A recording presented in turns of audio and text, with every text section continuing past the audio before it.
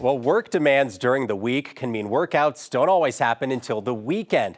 But studies show that cramming in that physical activity to 2 weekend days can be just as effective as spreading it out over 5 days during the week.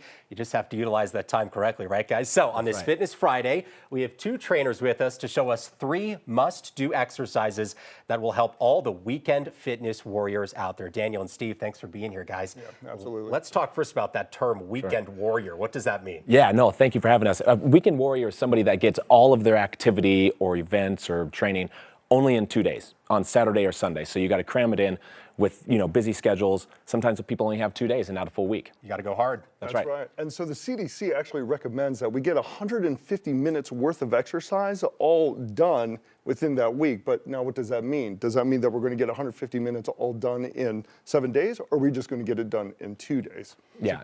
Great question. So if I'm cramming all that time into 2 days, I need to be doing some pretty specific activities, right? That's right. That's right. And doing these activities and adding these into your routine as a weekend warrior will help keep your body healthy, strong, injury-free. And so we're going to show you a few exercises here to get these things going. Okay? Let's do it. So the first one is called a Versa Climber, right? There's a couple different ways to do it, but really it's a high knee, but then you're going to bring the opposite arm over your head as you reach, and you're going to run with it. Right? And so something that's a little bit higher intensity, where you kind of get your body, get your heart rate going, great one to throw in, a lot of core contraction as well.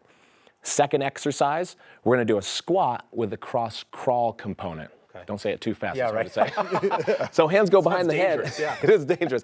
You're going to squat, and then as you come up, you're going to stand and take the elbow to the opposite knee. Right? And so our bodies go through a lot of rotational type of movements in that transverse plane. So we want to make sure we're staying healthy and fit in that way as well. That gets the full body involved in one move.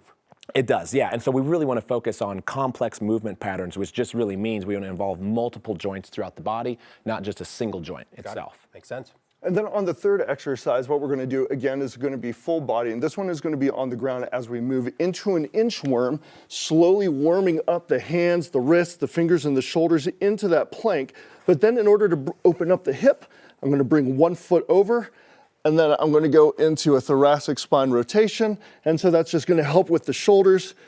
It's going to help with the core, opening up the hips, and to help get you warmed up. And so when we do these, what we recommend, because we're short on time, 45 seconds on, 15 seconds off, do 3 rounds of it, and that's going to get your heart rate going, and you're going to get a good sweat after it. Do the math for me. What's the total workout time on that? Yeah, not very long. Yeah. But if you add that in, to get that 150-minute total accumulation through the weekend, this is a good primer, right? And this is something good that you can do at the beginning of your workout, end of your workout, or even if you're hiking, hanging out with friends, doing things that are active, like an obstacle course race.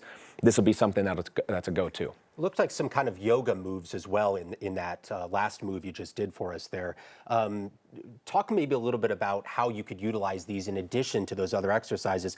Almost a lot of stretching involved in some of these as well. Right? Sure, yeah, absolutely. Yeah, so this would be classified under dynamic stretching. Yeah. So this is going to allow muscles to engage and allow muscles to release and engage at the same time, and it's going to just make you feel more open, and it's a great time to be able to use it as an active recovery in between doing Versa climbers and doing squats. Heart rate's going to come up, then you can slow it down just a little bit just to catch your breath, and then you get right back into it. Love it. Well, we all know how hard it is to find time to work out these days, so it's critical when you do have those few minutes, you do it the right way, make sure you're doing the right exercises. Thanks so much for joining us.